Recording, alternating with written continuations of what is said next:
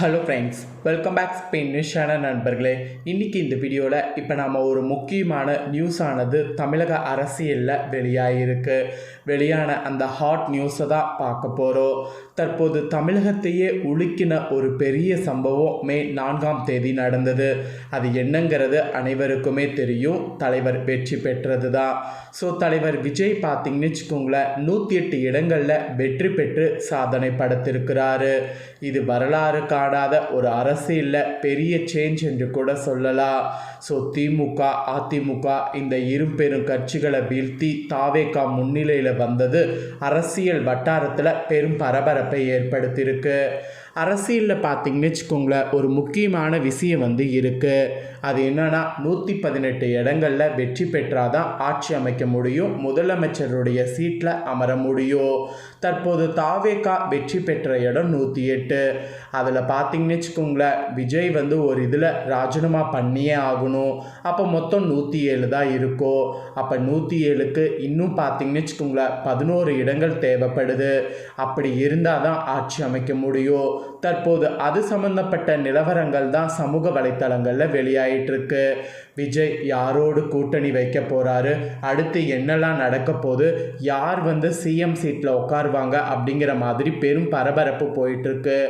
இதனிடையே கண்டிப்பாக பார்த்திங்கன்னு வச்சுக்கோங்களேன், எல்லாருக்குமே இருக்கக்கூடிய ஒரு எண்ணம், கண்டிப்பாக ஆட்சியில் விஜய் அமரணும் அப்படிங்கிற எண்ணம் தான். ஸோ அந்த எண்ணத்துக்கேற்ப விஜய் யாரோடு கூட்டணி வைப்பாருங்கிறது அப்பப்போ வெளியாகிட்டே இருக்குது.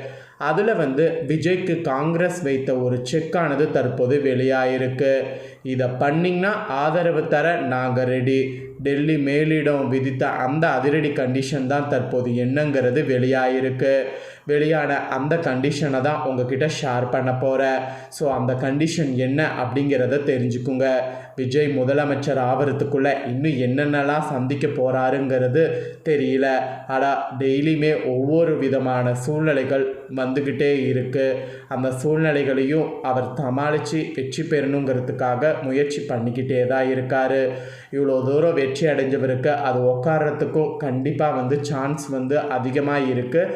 அதனால் கண்டிப்பாக அவர் வெற்றி பெறணும்னு சொல்லி நாமளும் ப்ரே பண்ணிக்கலாம். ஸோ இப்போ விஜய்க்கு காங்கிரஸ் வைத்த அந்த செக் என்னங்கிறத வாங்க பார்க்கலாம்.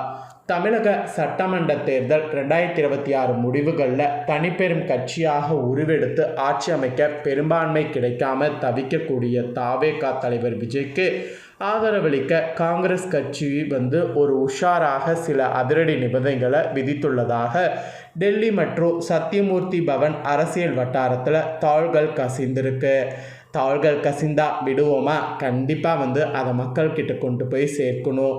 அதனால் அந்த தாள்கள் பற்றி தான் இந்த வீடியோவில் பார்க்க போகிறோம். எக்காரணத்தை கொண்டு பாஜக அல்லது அதன் கூட்டணி கட்சிகளுடைய ஆதரவை தாவேகா பெறவே கூடாது. முற்றிலும் மதசார்பற்ற கட்சிகளின் ஆதரவோடு மட்டுமே விஜய் தமிழ்நாட்டில் புதிய ஆட்சியை அமைக்க வேண்டும் என்று காங்கிரஸ் மேலிடம் மிக கடுமையாக செக் வைத்திருப்பதாக தாள்கள் வெளியாயிருக்கு. அதாவது எக்காரணத்தை கொண்டும் தாவேகா பாஜக அல்லது அதனுடைய கூட்டணி கட்சிகளோட ஆதரவை பெறவே கூடாது. அதுலேயும் மதசார்பற்ற கட்சிகளுடைய ஆதரவை மட்டும் கண்டிப்பாக பெறாமல் விஜய் தமிழ்நாட்டில் ஆட்சி அமைக்கணும் அப்படிங்கிற மாதிரி இந்த ஒரு செக்கானது வைத்திருக்கிறாங்க. மத்தியில் பாஜகவுக்கு எதிராக இந்தியா கூட்டணியை முன்னெடுத்து செல்லக்கூடிய நிலையில் தமிழ்நாட்டில் அதே பாலிசியை கடைபிடிக்க ராகுல் காந்தி மற்றும் கார்கே தலைமையிலான காங்கிரஸ் கட்சி திட்டவட்டமாக முடிவு செய்திருக்கு. அதாவது அந்த மத்தியில் பாஜகவுக்கு எதிராக இந்திய கூட்டணியை முன்னெடுத்து செல்லக்கூடிய நிலையிலேயே தமிழ்நாட்டிலையும் அதே இதை ஃபாலோ பண்ணுங்கிறதுக்காக இந்த ஒரு செக் வைக்கப்பட்டதாக அரசியல் வட்டாரத்தில் தாள்கள் கசியிருக்கு. காங்கிரஸ் கட்சியுடைய இந்த மதசார்பற்ற செக்மேட் நிபந்தனை அனைத்து தரப்பு ஆதரவையுமே திரட்டி எப்படியாவது முதலமைச்சர் நாற்காலியில் அமர துடிக்கக்கூடிய தாவேகா தலைவர் விஜய்க்கு புதிய அரசியல் நெருக்கடியையும் அதே நேரத்தில் பெரும் சலசலப்பையும் ஏற்படுத்தியிருக்கு. ஸோ இதிலிருந்து அவர் எப்படி வெளியே வரப்போகிறாரு அப்படிங்கிறது நாம் பொறுத்து இருந்து தான் பார்க்கணும். ஒவ்வொரு இதுவுமே பார்த்திங்கன்னு வச்சுக்கோங்களேன், அரசியலில் பெருசாக இருக்கும். அந்த செக்கெல்லாம் கடந்து தான் வெற்றி பெறணும். ஸோ அந்த வெற்றியை எப்படி இவர் பெறுவார் அப்படிங்கிறது இன்னும் கொஞ்ச நாளில் தெரிஞ்சிடும். அதிகாரப்பூர்வமாக அடுத்து என்ன நடக்க போகுது அப்படிங்கிறத கண்டிப்பாக நான் உங்களுக்கு ஷேர் பண்ணுறேன். அதெல்லாம் தெரிஞ்சுக்க அப்டேட்டோடு நம்ம சேனலை பார்த்துக்கிட்டே இருங்க. இன்னொன்று என்னென்னா, விடிந்ததுமே விஜய்க்கு பேரதிர்ச்சி தர மாதிரி தாவேகாவினர் 6 பேர் கோத்ததாக ஒரு கைது பார்த்திங்கன்னு வச்சுக்கோங்களேன் வெளியாகிருக்கு. ஓவர் அட்ராசிட்டிக்கு ஆப்பு வைக்கிற மாதிரி போலீஸ் இந்த அதிரடி விஷயம் பண்ணியிருப்பதாக ஒரு பக்கம் தாள்களும் பரபரப்பாகவும் வெளியாகிருக்கு. அது என்னங்கிறதையும் உங்ககிட்ட ஷேர் பண்ணுற அந்த ஒரு நியூஸையும் தெரிஞ்சுக்குங்க கையோட. தமிழக சட்டமன்ற தேர்தல் கடந்த ஏப்ரல் மாதம் 23ஆம் தேதி நடைபெற்றது. வாக்கு எண்ணிக்கை கடந்த 4ஆம் தேதி நடைபெற்ற நிலையில் யாரும் எதிர்பார்க்காத வகையில் தான் விஜயின் தலைமையிலான தமிழக வெற்றி கழகம் 108 இடங்களை கைப்பற்றி தனிப்பெரும் கட்சியாக உருவெடுத்தது.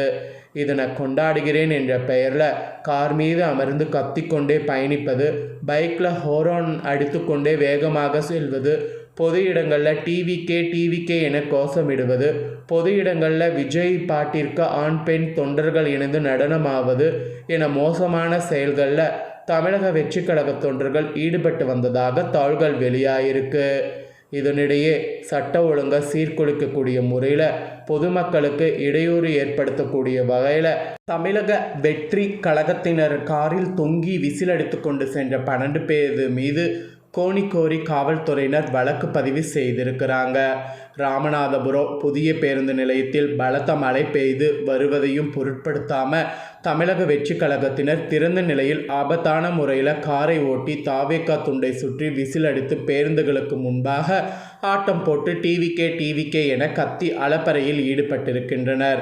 நகரின் பல்வேறு இடங்களில் இதே காரில் மேற்படி நபர்கள் விசில் எடுத்து அஸ்ஸார் சிட்டியில் ஈடுபட்டு வந்த 12 பேர் மீது கோணக்குறை காவல்துறையினர் வழக்கு பதிவு செய்தனர். சட்ட ஒழுங்கு சீர்கெடுக்கக்கூடிய வகை மற்றும் பொதுமக்களுக்கு இடையூறு ஏற்படுத்தக்கூடிய வகையில் ஆபத்தான முறையில் பயணம் செய்து முறையில் ஈடுபட்டு வந்த தமிழக வெற்றி கழகத்தை சேர்ந்த 12 பேர் நபர்கள் மீது வழக்கு பதிவு செய்யப்பட்டு தற்போது விசாரணை நடத்தப்பட்டுருக்கு.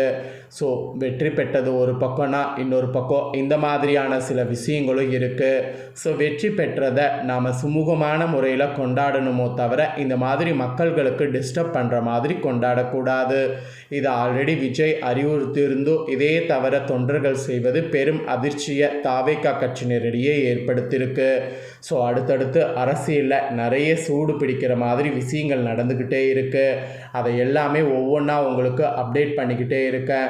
அதை எல்லாமே தெரிஞ்சுக்கொள்ள நம்ம சேனலை சப்ஸ்கிரைப் பண்ணுங்கள், பெல் பண்ண ப்ரெஸ் பண்ணிக்கோங்க.